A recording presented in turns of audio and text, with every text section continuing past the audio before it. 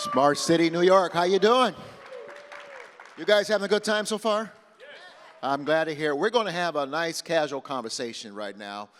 We got these two phenomenal men up here who we're going to take a minute to allow you to just introduce yourselves, if you don't mind. Let's start with our hometown commissioner for transportation.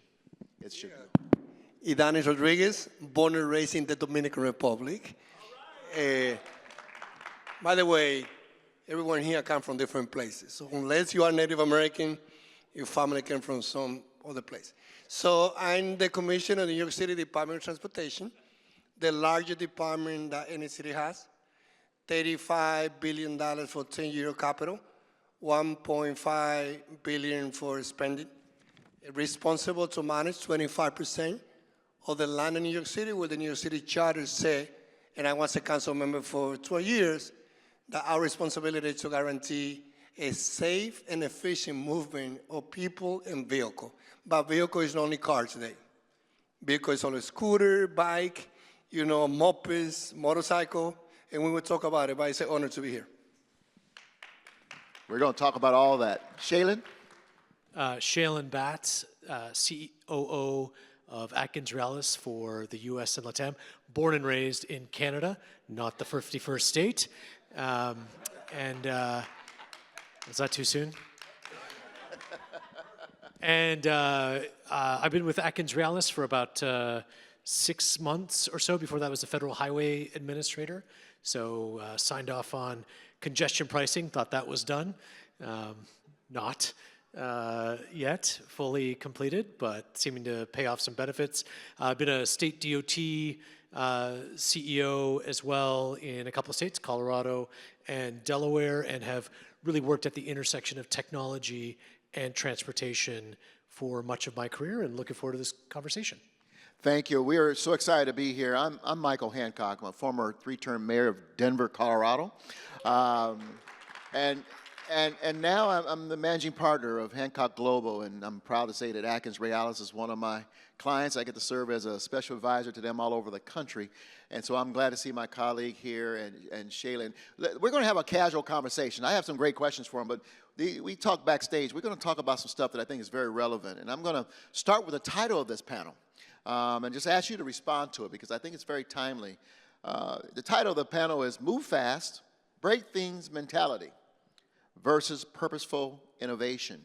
Shailen, how does that strike you? What does that mean? So in addition to AtkinsRéalis, I also serve on the board of directors for Aurora Technology, which is doing autonomous trucking. And Aurora bought Uber ATG, which bought Auto, where back in Colorado we did what I call the world's first commercial autonomous vehicle delivery. Other people call it the beer run, where the truck took 50,000 pounds of beer, 100 miles on the interstate. Not even good beer, it was Budweiser. What are you gonna do? I know, it could have been better. That's right, so it's the best. But I think that move fast and break things mentality kind of characterized tech for a long time. And the problem when you move fast and break things, particularly in the public sector, is the first thing you break is trust. And trust is something, whether it's with the public versus your agency, in a relationship, it's something that takes years to build, and you can lose it just like that. And we saw that with technology deployments and the tragedy in Tempe where the lady was killed by the autonomous vehicle. And so for all of the companies in this space, whether you're doing autonomous vehicles or cybersecurity or big data, I think the foundation of this idea of move fast and break things versus purposeful innovation, you have to have a purpose. There needs to be an outcome. It can't just be tech for tech's sake, because I think we're seeing right now when people are moving fast and breaking things, we're breaking things that are hard to put back together. And you use the word trust, because when that's lost, it's very hard to bring that back. And so what we see in today's context of moving very quickly to try to deploy technology or change policies, you lose the trust of the public, and particularly those people who are also out there working. Commissioner, talk about what you think of when you hear the title of this panel. I would say move fast to a slow driver. Move fast with idea and innovation to use those technology to make the globe, the whole world, safer for everyone, for pedestrians and for cyclists. COVID is over, but today we continue losing 1.2 million people in traffic violence. And that's how Mayor Adam described, and for the first time, New York City NYPD is including in the weekly report all the information about traffic violence. And when I was a council member, I passed a bill that now mandate me as a commissioner and the agency of 6,000 people to deploy men and women from DOT to places where we had crashes, where ended in serious condition, as the family who lost their mom and the two daughters this past Saturday. So it's about moving fast with a lot of idea innovation. New York City can say, you know, as New Yorkers, we are the best.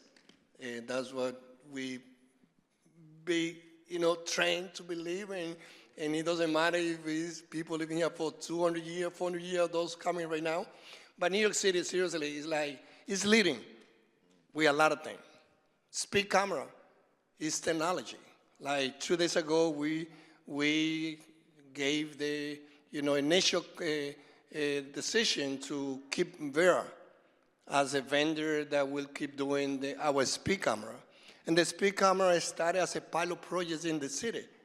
And even as today, it is a pilot project by the state of New York, but it's having a speed camera in more than 2,500 intersections. We're using technology. We are changing the way of how people drive. People who get 2 tickets, 90% of them, they don't get a third.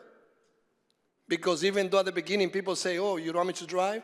Say, if you want to drive at 45, 55, take the FDR, 95, 87, Hudson River Drive, and then you can drive at 45, 55. Because as drivers, you are not competing with anybody else but more than other drivers. But if you enter the street of New York City, the speed limit is 25 miles per hour. So how are we moving quick and fast to use technology? One, speed camera is one of those. Another, and we are the one in the city that has the largest numbers of speed camera is working. But also the weight and motion. We become the first city that now we install, working with the private sector in the academic institution, the weight and motion and the BQE that is giving a $600 ticket to all those drivers who are driving overweight truck under the BQE, because we have 800 bridges and tunnels in the city. And we had to keep our infrastructure in the state of good repair. So it's about, again, using the technology, to guarantee the safe and efficient movement of people in the city, but also to change the way of how people drive. Persuading people, making people to understand that the street doesn't belong only to those who drive, that also belongs to pedestrians and belongs to cyclists too. Well said, Commissioner. I'm going to stay with you for a moment, because I'm going to ask you to, in the context of the next question, what you just said is a great segue. A word that is now being bantered about as a bad word these days, equity and disparity. We all agree with, speed limits being really the way to control traffic, protect and to create the efficient movement of mobility options on our streets. But how do we make sure, and this is the question, that cities deploy technology so all communities and users can also benefit in a way that we recognize the equitable distribution of this technology, and you're not hurting communities that we've seen happen historically? Look, I refuse to believe that we're going back to 50 years ago as a nation. And we can have bipartisan leadership in D.C., and president, mayor, governor, they come with different style.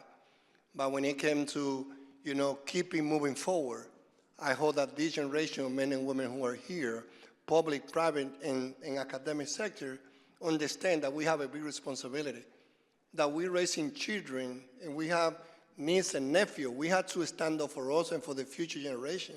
So when it comes to, as a commissioner of DOT, we need to follow, all those profiles on how details, how we respond to any grants. We understand that we have to navigate the system. But there has not been a Republican government for 20 years in D.C., neither a Democratic for 20 years. So each from Trump to Biden to Obama, they bring different changes. We have to live with that reality. However, equity is more than one word. People believe that equity is about Black, Latino, and women, and Asian. And it's like equity is about wasting money. For me, I look at equity as reconnecting community. It's reconnecting the East Harlem waterfront from Van Cortlandt Park to Randall's Island, where on the Robert Moses community were disconnected. And how do we reconnect those communities for bike lane, pedestrians, and access to water? It's not for residents of the Bronx only. It's for the 64 million visitors that when they came here, they would like to enjoy a day riding the bike in that area.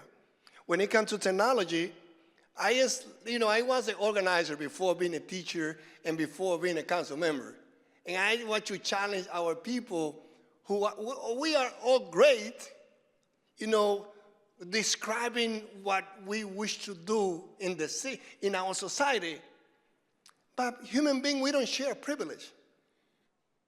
And I think that more than government and direction from DC is about what are we doing individually. How can we, when I was a council member, I persuade Mayor de Blasio to put $5 million in the school that I was a teacher before I was a council member. And I started creating a robotic center, a STEM institute. So I didn't need no one from DC or anybody else to tell me what I can or cannot do. So I just believe that everyone here can be mentors, can be facilitators. When we provide access to all individuals in this country, it's like you providing access to those who 200 years ago didn't have access. And they could be Jewish, Asian, Italians, Irish, Black, Latino. So I just feel that it cannot be lost in the conversation about if we cannot focus on equity. Because for me, when it comes to equity, it's more than the description of the word. It's about a commitment to continue building our society as a place that should provide equal opportunity for every human being to excel. And if that happens, the public gain, the government also earn a lot, and the private sector too. Shailen Bhatt, let me come to you. Before you took this current role as COO of AtkinsRéalis, yes, go ahead, give it to him. That was well said. You served this nation as the administrator for Federal Highway Administration and several Department of Transportations around the country, Delaware, Kentucky, and Colorado. That's where you and I met, was while you're in Colorado. The guy who started the applause in the front row here is George Berciaga, who is the founder and owner of U.S. Roundtable, works with mayors all over the country, and I'm proud to be his partner, work with him. But one of the things that we talk about, and I wanted to get your reflection on this in terms of equity and understanding how disparate our communities are and how certain policies and decisions might impact them, particularly when it comes to transportation issues, a long history.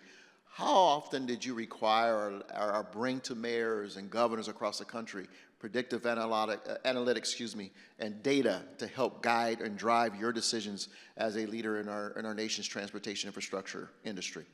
Yeah, I think the problem with transportation for a lot of decades is it was something we were doing to people, not with people. Exactly. And it was about moving cars and trucks very quickly.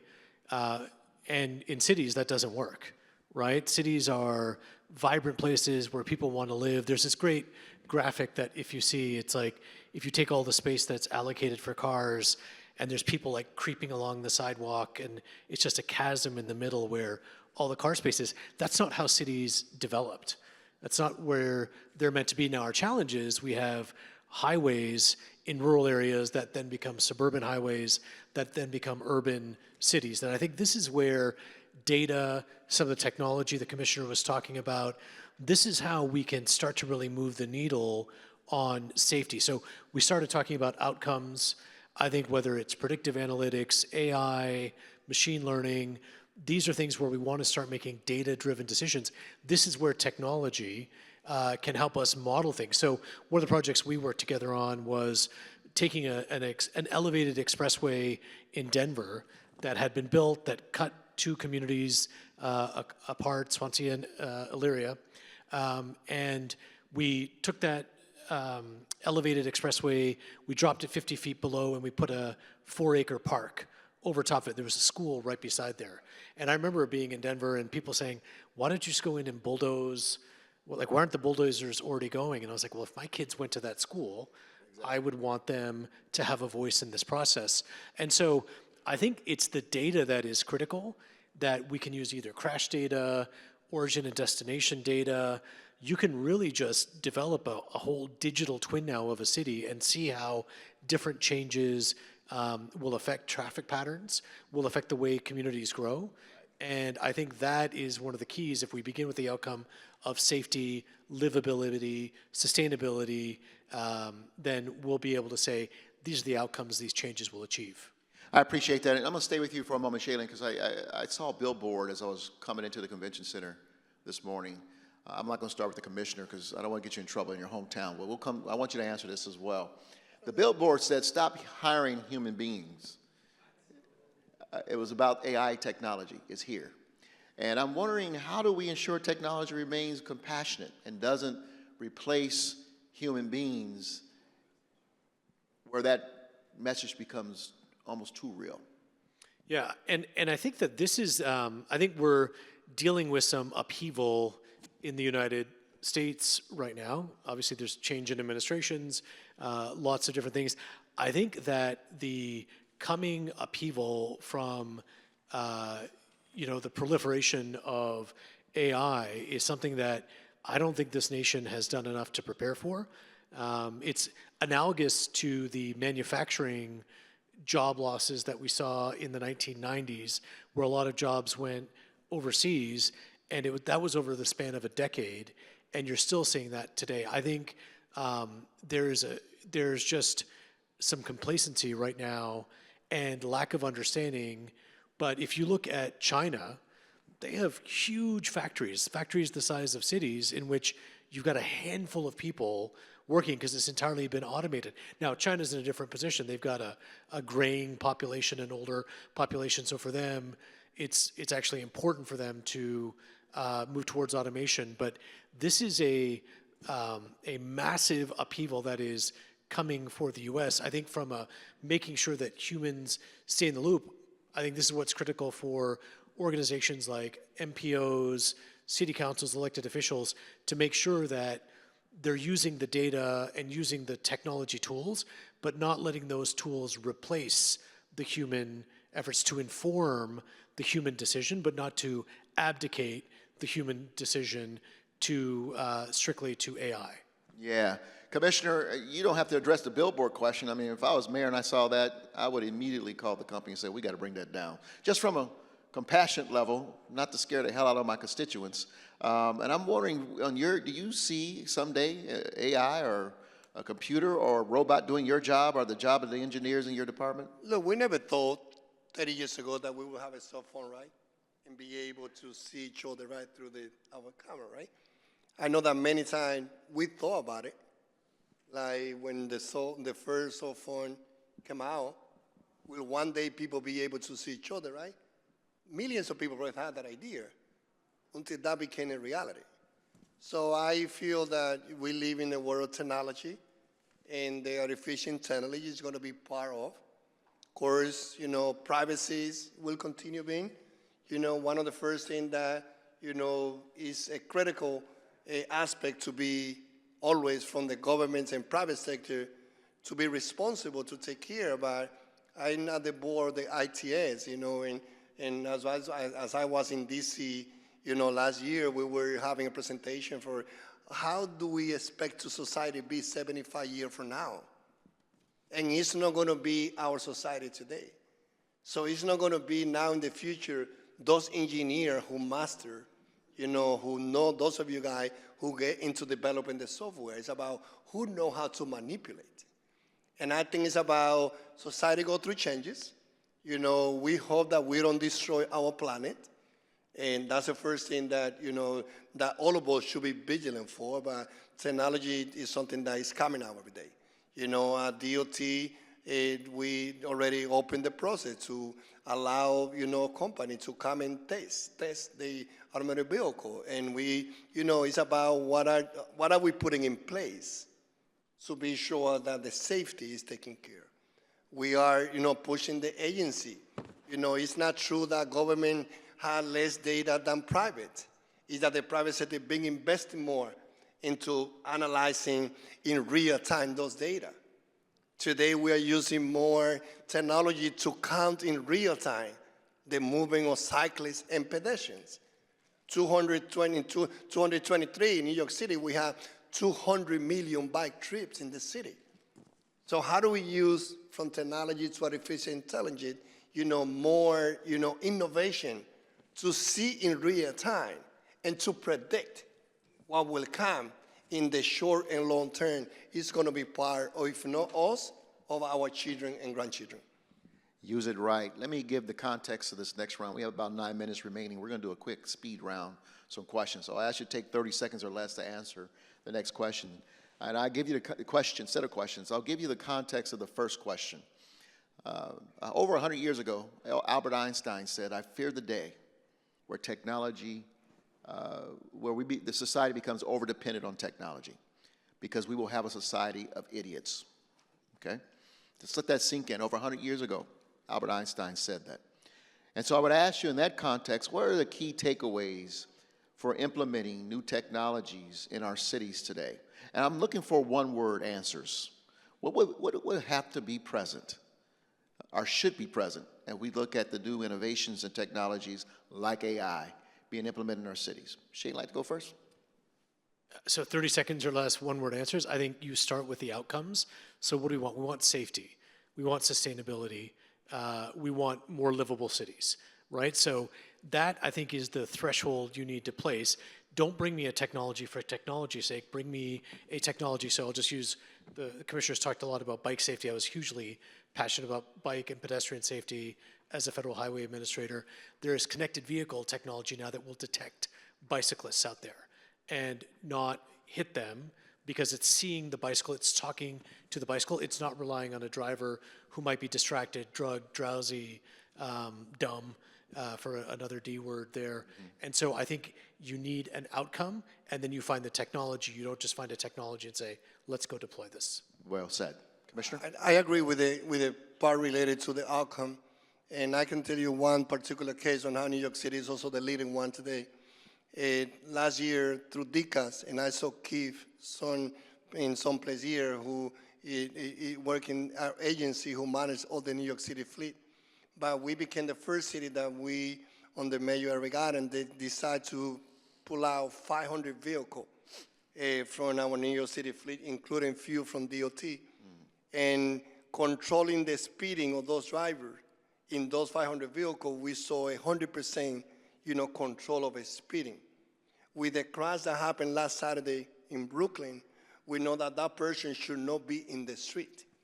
20% of drivers who are the one who have muscled the large number of tickets or speeding, they are the one who contribute to most crashes. So as you could see, for me, everything is about technology, about the outcome, and I want to keep focusing about safety for pedestrians and cyclists. For me, it's about outcome, and second, we need to democratize the use of technology.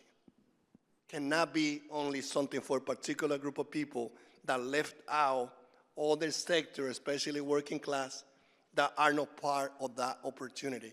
Because if that would be the case, 100, 200 years from now, it will be those who control the artificial intelligence, the smallest percentage that will be manipulating the whole world. So it's about, sharing all the knowledge with all sectors. I see this is going to be harder than moderating a presidential debate. We're going to do this quick. Next question. If you could wave a magic wand to create new technology, what problem would you solve? Commissioner? Speeding. We had to control the speeding. Okay. It's killing us. Shailen? Yeah, I think anything that's safety related, but I think from a next generation technology perspective, I just think there is so much data that is available now for cities. So whether it's speeding, whether it's hurricanes, and modeling where floodwaters are going to go, predictive analytics around digital twins. I think there's just, we're just scratching the surface. And so it would be the technology of enabling cities to really harness data to better outcomes. Fantastic. Shailen, you keep this one. How can cities fund and sustain smart urban technologies? In terms of funding, I think AI, machine learning relies on data. That data is being generated by citizens of cities on facilities that were bought and paid for by tax dollars. And so owning that data and charging for the use of that data, I think, is a great way to fund some of this revenue. Fantastic. Commissioner? We need leaders who are committed to identify different sources of money, and who is also, he or she should be also committed to spread those resources. I took this agency in 22 with 11% of NWPE. Today, my NWPE is in 35%, from $50 million to $500 million. Oh. So it's now from 50,000 to 200. That's worth celebrating. That's good. And those are women and minority who know how to do the job. That as any non-NWPE who are 3 or 4 family controlling any aspect of the industry started small, now it's time, and that's how they're doing it, without fighting with the big one, asking them to be part of leaving the legacy that I've been accomplished those numbers. Wealth creation, I'm there always. Commissioner, what challenges arise in integrating new technologies in existing infrastructure? I believe it's about real commitment. Like, we live, and again, I come from being activists. And I have my activist energy in my heart. But from being an activist at the Staples City Hall, it is demanding I moved to be a legislator at the budget negotiating team, that I had to decide the limited resources. And I was a commissioner, I had limited resources for all the need that I have for the agency. So I think it's about be fiscal conservative on how we spend, focus on results, and be able to maximize every single dollar that we have and not wasting the money. Shailen, I have a second question for you. How can cities balance scalability and security in urban tech deployment? Yeah, I think it comes down to funding. I think on the private side, they always want scale.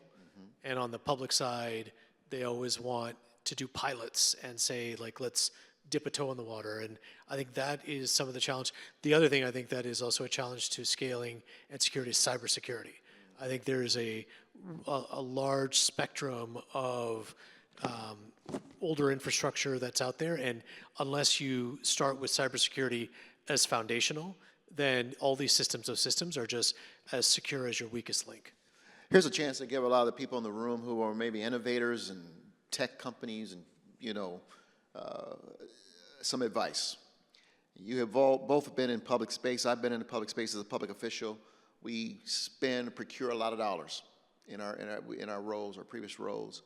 What's the number one mistake these tech companies and innovators make when they approach your city, your state, or your agency to bring forward a product or a solution? Commissioner? I think it's going in front of agency, and probably the same mistake happen when they go in front of larger private sector, bringing the same idea or similar idea that other people already have presented. Like DOT is a place where there's dozens of new individual knocking doors to do a pilot project. Most of the things that we do in DOT, like we started missing plastic in our asphalt. We produce 60% and we buy the 40% of the asphalt that we use for our 6,000 mile street. And we've been doing it with, private professor from Rutgers University.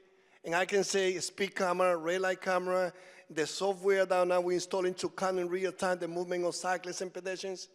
So there's a lot that we do, and we welcome anyone that may have any idea. But when you come and present that idea as a pilot project, be sure that is unique. That is not similar to another one that we already have in front of us previous to when you go and present it. Fantastic, unique. Shailen? In the last 30 seconds, yes. I would say too many times when I've been on the public side, whoever the tech entrepreneur is or the startup that's coming in, they're very enamored of the tech and they're not focused on the outcome. Don't bring me the technology, bring me the outcome that the technology produces, and then I get interested. So many of the tech people are just like, this is the best thing ever. I'm like, but how does it make a difference in the lives of the people that live here? Thank you, Shailen. You went right to the heart, both of you did, and why I asked that question. Because I see the number one mistake that's made is that you bring me the solution before you ask me what my problem is. And so I often tell my clients who I work with, say, George, you can confirm this, bring me a partnership, not a solution. Ask me, mayor, commissioner, administrator, commissioner, what are you trying to solve? And then work with me to get there. And maybe your technology is the way to do that. Bring your mindset. So let's give our panelists a round of applause, and thank you, Smart City, New York.